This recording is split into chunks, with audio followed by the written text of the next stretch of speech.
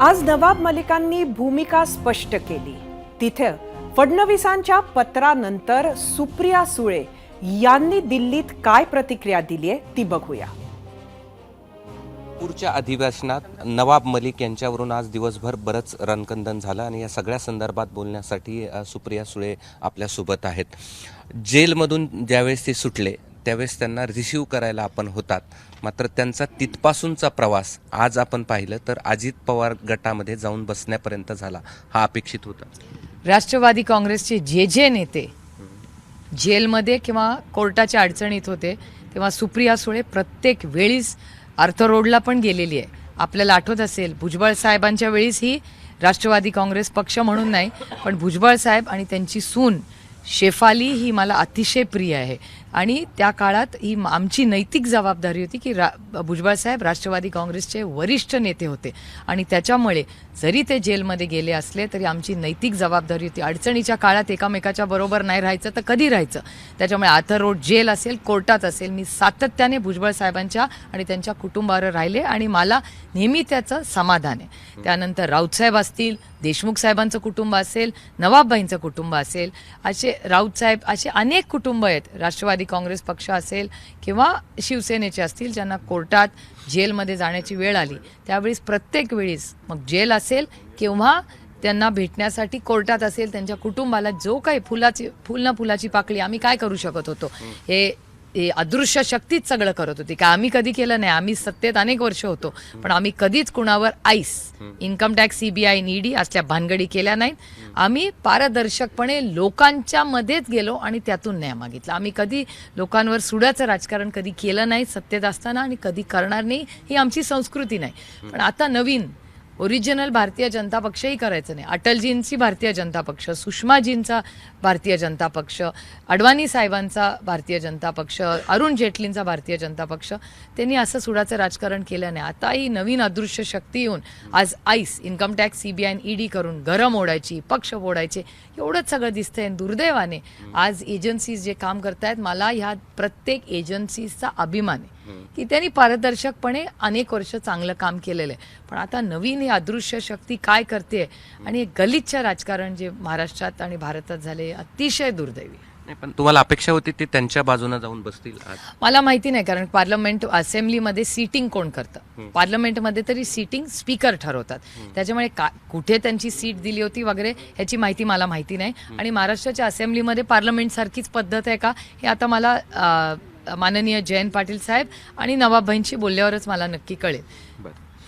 एक पत्र पण फडणवीसांनी अजित पवारांना लिहिलं आहे आणि त्यात असं म्हटलंय, उल्लेख केला आहे त्यांचा की देश महत्त्वाचा आहे आणि त्यामुळे नवाब मलिकांना आम्ही युतीमध्ये घेऊ शकत नाही असं स्पष्ट लिहिलं आहे. मला नक्की कळत नाही, कारण का अट नक्की कसली आहे? कोर्टात केस चाललेली आहे आणि लॉमध्ये म्हणजे जेव्हा तुम्ही न्याय प्रक्रियेबद्दल बोलता everybody is innocent till they are proven guilty.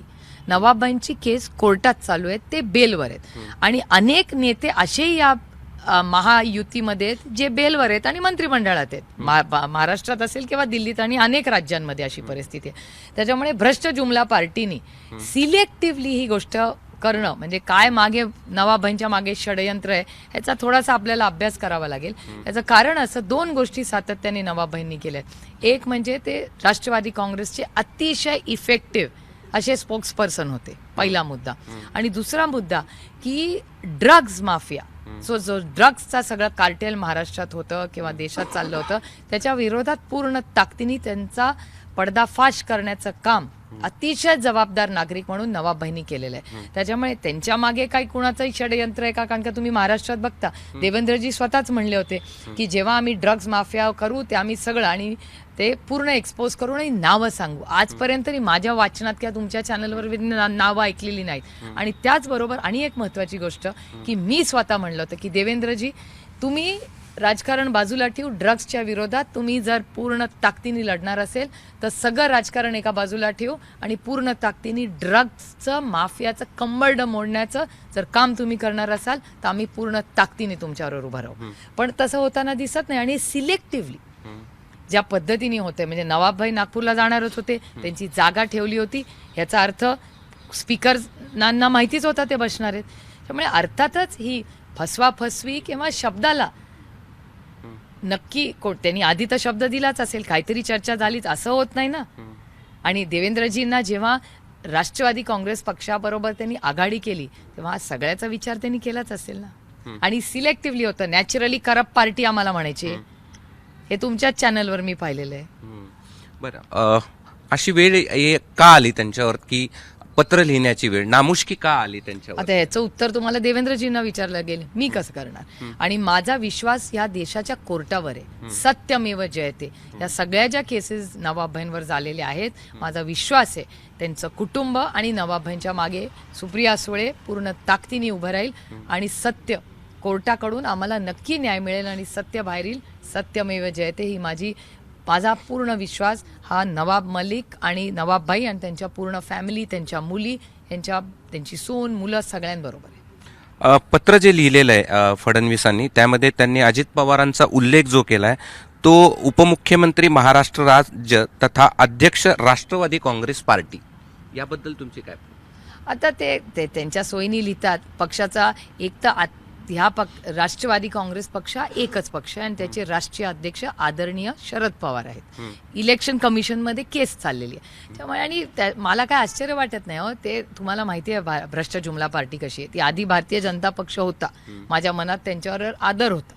आमची लढाई वैचारिकच होती. पण दुर्दैवाने आता ती भ्रष्ट जुमला पार्टी झालेली आहे. पक्ष फोडा, आईसचा वापर, इन्कम टॅक्स, सीबीआय, ईडीचा वापर करा, ज्याला आम्ही आईस म्हणतो दिल्लीमध्ये, त्याचा वापर करा, पक्ष फोडा, घरं फोडा, लोकांना भीती दाखवा, असंच एक गलिच्छ राजकारण देशात चाललंय आणि अतिशय दुर्दैवी आहे. आपद्धर्म तुम्हाला आठवत असेल, त्यांनी जो उल्लेख केला होता आपद्धर्माचा, आणि आता पुन्हा पत्राचा, इथपासूनचा ज्या प्रवास आहे त्यांचा, तो त्याबद्दल तुम्ही काय सांगा? नाही, हे अजित पवार गटाला एम्बॅरेस करण्यासाठीच हे केलेलं आहे त्यांनी. ऑकवर्ड. कारण का ते एका महाआघाडीत आहेत, राईट. ही गोष्ट बाहेर कशी आली? म्हणजे मला आश्चर्य वाटतंय की देवेंद्रजी हे अजित पवार गटाला फोन करूनही सांगू शकत असते. म्हणजे हे सगळं एवढं पब्लिकमध्ये फिरून नक्की काय षडयंत्र? मला विचाराल तर अजित पवार गटाच्या विरोधात भ्रष्ट जुमला पार्टीचं हे षडयंत्र आहे असं मला आता वाटायला लागलंय. तुमचं काय बोलणं झालंय नवाब मलिक यांच्याशी या सगळ्या? मी आता त्यांना कॉन्टॅक्ट करायचा, मी पार्लमेंटमधून आल्यावरच मला धक्काच बसलाय बघून. मी लगेच त्यांना कॉन्टॅक्ट करायचा प्रयत्न केला. त्यांचा मोबाईल मला लागला नाही, पण मी मेसेज दिलेला आहे आणि माझं रात्री नक्कीच मी त्यांच्याशीही बोलीन, जयंत पाटलांशीही बोलीन. तिथे काय नक्की झालं हाऊसमध्ये त्याची सगळ्याची माहिती महाविकास आघाडीच्या सगळ्या नेत्यांकडून अर्थातच मलाही मलाही विचारायला लागेल की नक्की हाऊसमध्ये त्यांच्या काय झालं. कारण का मी दिवसभर पार्लमेंटमध्ये होते आणि आमचं बिल होतं, त्याच्यामुळे मला फारशी काही तिथली ग्राउंडची काय माहिती आहे, नक्की काय पद्धतीने झालं, हे सगळ्याची माहिती अर्थातच मला घ्यावी लागेल. शेवटचा प्रश्न, हे सगळं पत्र, त्यामध्ये त्यांचा अशा पद्धतीचा उल्लेख, त्यांना घेणार नाही किंवा त्यांना युतीमध्ये घेणार नाही अशा प्रकारचा त्यातला उल्लेख, हे सगळं ऐकल्यानंतर नवाब मलिक यांनी पुन्हा शरद पवारांसोबत किंवा त्यांना भेटायला यावं का, किंवा तुमच्या पार्टीत यावं? माझी अशी कधीच कुणाकडून अपेक्षा नसते. कारण आपल्याबरोबर ज्यांनी आपल्या सुखदुःखात आपल्या बरोबर राहिलेत, यांची जाण, प्रेम हे मी नेहमीच आयुष्यभर ठेवते. हे संस्कार माझ्यावर माझ्या आईवडिलांनी केलेले आहेत आणि आमचे कुटुंबाचे संस्कार आहेत. त्याच्यामुळे कोण कुठे काय ह्याच्या फारसा मी विचार करत नाही. पण एखादं कुटुंब अडचणीत असेल तर पूर्ण ताकदीने आपण त्यांच्याबरोबर उभं राहिलं पाहिजे. सुखात सगळेच असतात. जो अडचणीच्या काळात खरा उभा राहतो ना, तोच खरा स्वाभिमानी मराठी माणूस. अजित पवारांची अडचण झाली या सगळ्यामुळे? मी अजित पवारांची एकट्याची म्हणणार नाही. मला असं वाटतं अजित पवार गटाला भारतीय जनता पक्षाने फसवले. Okay, thank you. हे आता सुप्रिया सुळे आणि त्यांनी जे पत्र लिहिलेलं होतं उपमुख्यमंत्री देवेंद्र फडणवीस यांनी, या सगळ्या प्रकरणावरती त्यांची ही प्रतिक्रिया होती. कॅमेरामन धनंजय दारुंटेसह मी कृष्णा केंडे, ABP माझा, नवी दिल्ली.